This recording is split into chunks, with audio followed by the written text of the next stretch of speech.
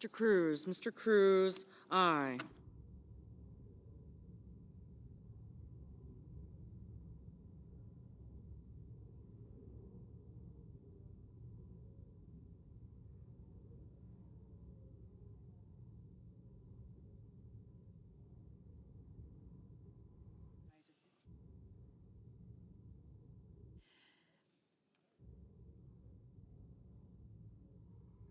On this vote, the ayes are 50, the nays are 47. The motion is agreed to. The clerk will report. HJ Res 104, providing for congressional disapproval under Chapter 8 of Title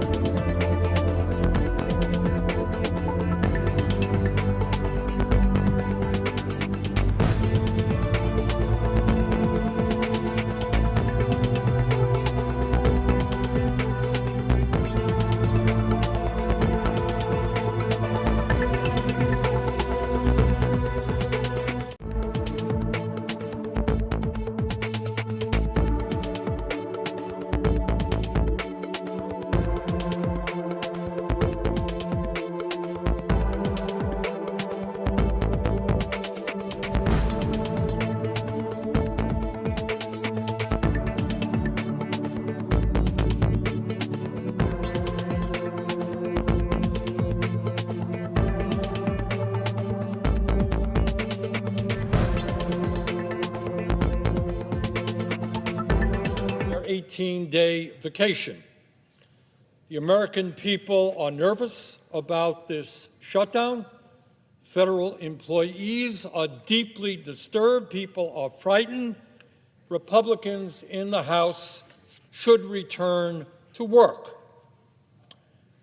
Madam President, as we all know, Senate rules require a 60-vote majority in order to pass a budget, 60 votes.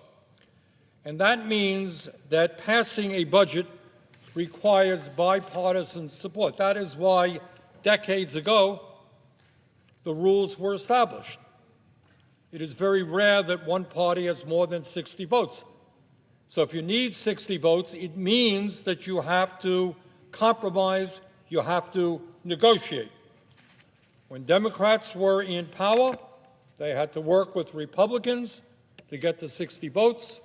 When Republicans in the past were in power, they had to work with Democrats to get the 60 votes. That's the way it worked. But not now. This time around, the Republicans have refused to negotiate. Basically, what they are saying is it is their way or the highway. Take it or leave it. So, Madam President, within that context of Republicans refusing to negotiate, what is this shutdown about? What are the major issues that separate the parties? Well, it is not complicated. Madam President, as everybody in America knows, our healthcare system today is broken, it is dysfunctional, It is cruel. We are the wealthiest country in the history of the world, but we are the only major country not to guarantee health care to all people as a human right. And in fact, our health care outcomes are worse in most cases than other major countries. It is a broken system. Today, in the richest country on earth, 85 million Americans are uninsured or underinsured, and that results in some 60,000 Americans dying every single year unnecessarily because they can't afford to go to a doctor. We pay the highest prices in the world for health care. It is unbelievable and unsustainable. We are now spending over $14,000 for every man, woman, and child. When you throw in Medicare, Medicaid, employer-covered health care, individual costs, over $14,000. That is insane, almost twice as much as other countries around the world. We pay by far the highest prices in the world for prescription drugs. 1 out of 4 Americans can't afford to go and fill the prescription their doctors write. In America today, in our great country, we don't have enough doctors. People all over America, in Vermont, all over America, have to wait months to get in to see a specialist. We don't have enough nurses, massive nursing shortage. We don't have enough dentists. We don't have enough mental health counselors. And our life expectancy, how long we live, is substantially lower than other major countries, despite the fact that we spend so much more. Now, given that reality, given that our healthcare system is broken, one might think that the issue we are debating today is how do we improve it? How do we make sure that in America we appreciate health care as a human right, which it is? How do we guarantee health care to every man, woman, and child in a cost-effective way? In my view, that is moving toward a Medicare for all single-payer system. Other people got ideas, bring them forward. Health care is a human right. But that is not the debate we are having now. The debate we are having now is not how we improve a broken healthcare system, but how we prevent a broken healthcare system from becoming even worse. And I will tell you, Madam President, as the ranking member of the Health, Education, Labor, and Pensions Committee, somebody who has studied this issue for a while, I fear very much that if we do not stop Trump's attack on the American healthcare system, the entire system could collapse. We are on the verge of that right now. People can't afford health care. People can't find doctors. People can't find mental health counselors. People can't afford prescription drugs. We have a drug epidemic. We are on the verge of collapse. Madam President, what this debate is about in Florida and Vermont and all over this country is if Republicans get their way and if Democrats cave in, health insurance premiums will double for over 20 million people on the Affordable Care Act. Yes, you heard right. 20 million people will see a doubling of their health care premiums. You can't afford health care now? Of course you can. It's outrageously high. That's not Bernie Sanders talking. That is the Kaiser Family Foundation study. That is one of the most conservative members, Republican members of the House, Marjorie Taylor Greene, making that point. A doubling of health insurance premiums. Does any member of the United States Senate want to go home to their district and explain why you're going to double premiums? But it's not just raising the outrageous cost of health care in America even higher. As a result of Trump's big, beautiful bill, 15 million Americans are going to be thrown off of the health care they have because Trump and the Republicans made the largest cuts to Medicaid and the Affordable Care Act in American history. And let us be very clear. These cuts not only impact 15 million Americans, that would be a tragedy unto itself. They will devastate nursing homes. Right now, the situation of nursing homes in Vermont, and I expect many other states in this country, is a disaster. They are understaffed. Nursing homes in an aging society are shutting down. Where will people who are old and can't take care of themselves, who are disabled, what happens to them if the nursing home industry collapses in America? Community health centers, something that I've worked on for many years to increase funding. Over 32 million people access community health centers. They provide primary health care, dental care, mental health counseling, lower-cost prescription drugs. They will suffer enormously, cut back on services, perhaps shut down, because of that legislation, if we do not deal with that. Rural hospitals, Republicans say, oh, we put $50 billion into rural hospitals. Yeah, but you cut $150 billion. And all over this country, rural hospitals are teetering on the edge. Many of them have already closed down over the years. So you live in a rural America, state of Vermont, you want a hospital nearby? Well, that hospital may not be there. Now, why did Trump and the Republicans make these massive cuts to Medicaid and the Affordable Care Act? And the answer is not complicated. It was important for them to provide $1 trillion to the top 1%. $1 trillion. Massive cuts to health care, $1 trillion in tax breaks to the 1%. Now, so let me make the very radical suggestion that Elon Musk, who is now worth some $500 billion, does not need another tax break. Today, we have more income and wealth inequality than we've ever had in the history of America.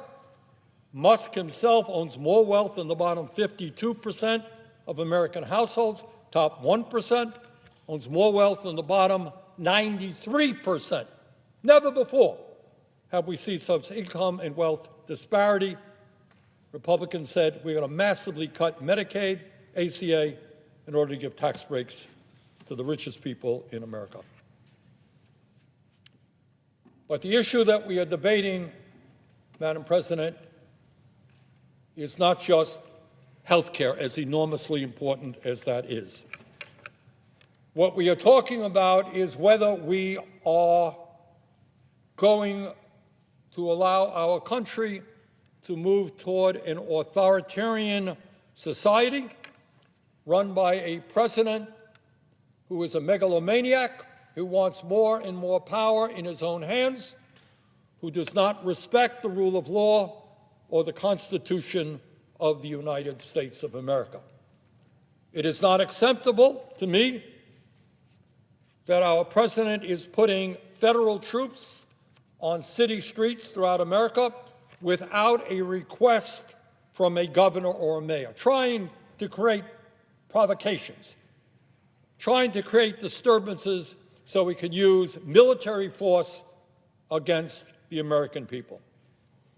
Madam President, we cannot allow masked ICE agents to snatch people off of our streets without due process. We cannot continue to allow President Trump to undermine the Constitution and the rule of law by refusing to spend money appropriated by Congress. Unbelievable. President says, well, money was appropriated to states which committed the terrible crime. You know what their crime was? They voted against Donald Trump. And in this world right now, I guess if a state votes against Trump, maybe you're not going to get the federal money that was appropriated, whether it's Vermont, New York, New Jersey, other states. Is that really what the United States of America is about? A president say, you vote against me, you're not going to get your tax dollars back in federal investments. Madam President, according to every poll that I have seen, the American people, by huge numbers, do not want to see a doubling of their health care premiums. According to the Kaiser Family Foundation, 78% of Americans, including 59% of Republicans, want to extend the Affordable Care Act tax credits, and the polling numbers are equally high, or almost as high, to making sure that people are not thrown off of Medicaid. Tony Fabrizio, who is President Trump's own pollster, it's not just the general pollster, he's the pollster for the president. This is what he said, quote, "By broad bipartisan margins, voters want to see the ACA tax credits extended rather than expire at the end of the year, whether in the context of premiums doubling or 5 million families losing their health insurance. This includes solid majorities of Trump voters and swing voters," end quote. That is the Republican pollster.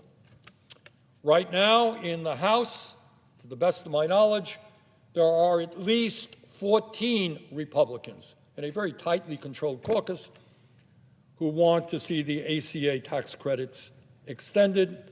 Here in the Senate, there's at least one Republican senator who understands that in his state, his people cannot afford a doubling of premiums. And my strong feeling is there are many, many other Republicans who are not excited about going home and explaining to their constituents why their premiums are doubling. Madam President, as the ranking member of the Health, Education, Labor, and Pension Committee, I asked people across the country in the last few days what these health care cuts that the Republicans are pushing would mean for them.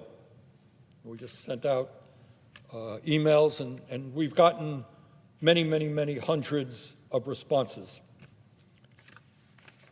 And we asked them, what would a doubling of health care premiums mean to your life and your family? What would it mean if you were one of the 15 million Americans thrown off of health care through cuts in Medicaid? What would it mean to you if the rural hospital near you shut down because of these Medicaid cuts? And in less than a week, we received responses, many hundreds, from 42 states and the District of Columbia. And today, we are releasing a report that describes the devastating human impact of the Republican budget and its massive cuts to Medicaid and the Affordable Care Act. And here is just some of what we found. People are afraid that they could get sicker or even die. Laura, I won't give her last name, from Wisconsin said, and I quote, "I live in fear of whether or not I will be able to afford my life-saving treatment. I have a rare kidney disease that requires immunotherapy every 9 months. I am terrified I will die," end quote. And we got a lot of those. People who are dealing with very serious illnesses who, in fact, will die. They will die if they cannot afford health insurance, and they will not be able to afford health insurance if their premiums double or if they're thrown off of Medicaid.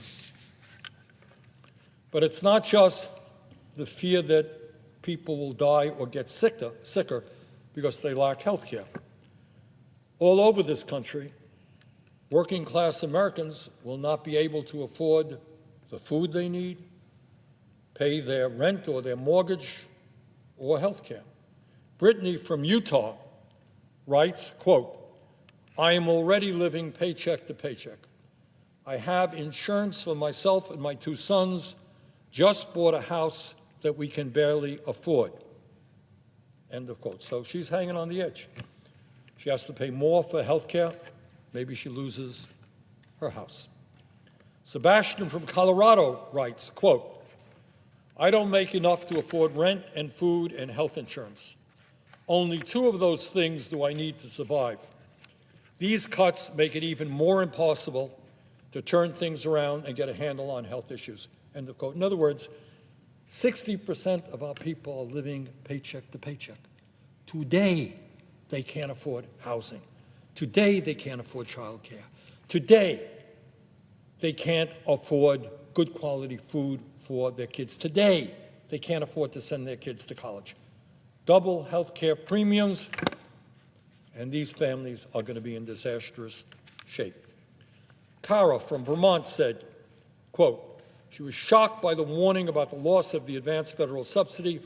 Rather than a premium of $100 a month, I could be paying more than $1,200 a month, or 35% of my income, and that's before deductibles and copays. And by the way, when we talk about a doubling of health insurance premiums, that's on average. Some people will pay less, some people will pay a lot more. Small business owners are concerned they will have to shut down. Joe from Pennsylvania writes, quote, I'm a small business owner, and if my health care costs continue to rise, I will be forced to close my business and look for a job if I can find one, end quote. Patricia from rural California writes, quote, if our local clinics and hospitals close, as they are likely to do, with federal funding disappearing, along with health insurance becoming unaffordable, people will die, end quote. She's right.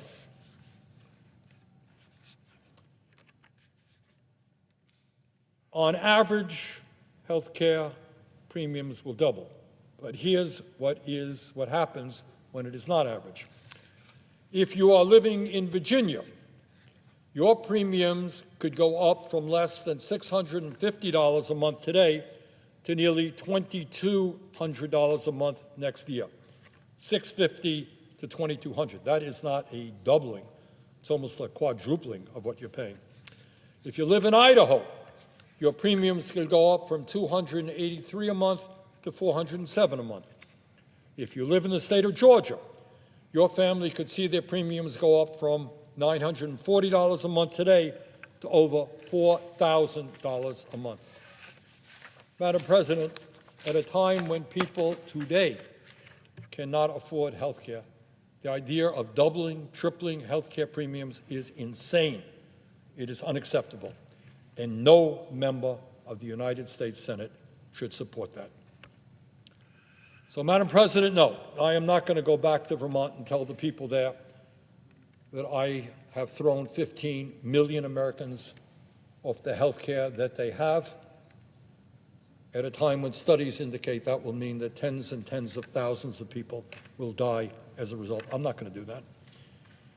And I'm not going to vote for a health care situation which doubles premiums for 20 million Americans. So, Madam President, we are where we are right now. And the time is now when the United States Congress has got to look beyond their campaign contributors, has got to look behind the oligarchs who fund their campaigns, and have got to begin standing up for ordinary Americans.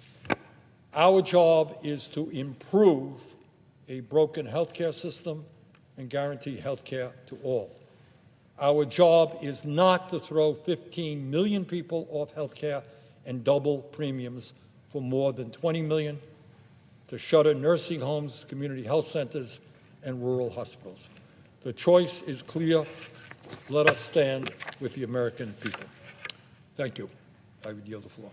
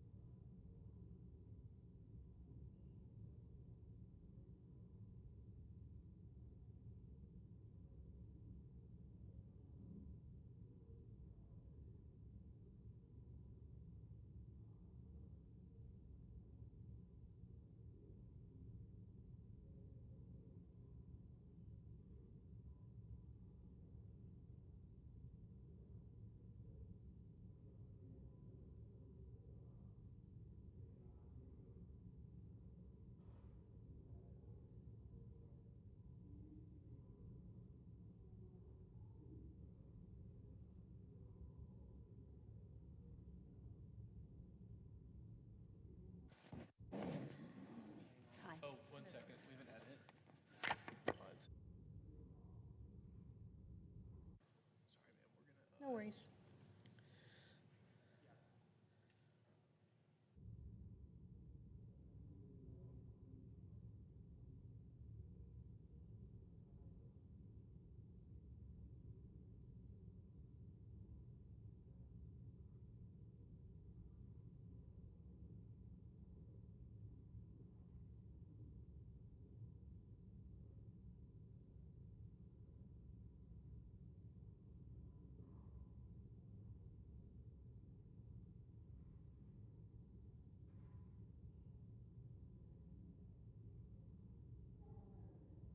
Senator from Wyoming. I ask unanimous consent that the Senate be in a period of morning business with senators permitted to speak therein for up to 10 minutes each. Without objection.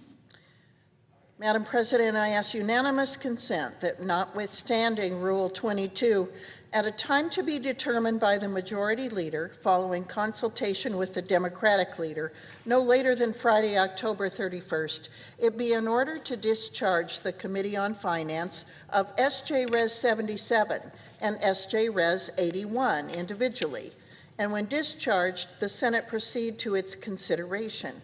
Further, that there be up to 6 hours for debate only on each joint resolution, with the time equally divided between the leaders or their designees, and that following the use or yielding back of that time, each joint resolution be considered read a third time, and the Senate vote on the resolution.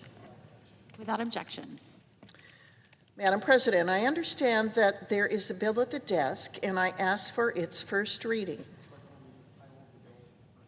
Clerk will read the title of the bill for the first time. S2983, a bill to reauthorize the Cybersecurity Information Sharing Act of 2015. Madam President, I now ask for a second reading. And in order to place the bill on the calendar under the provisions of Rule 14, I object to my own request. Objection is heard. The bill will be read for the second time on the next legislative day.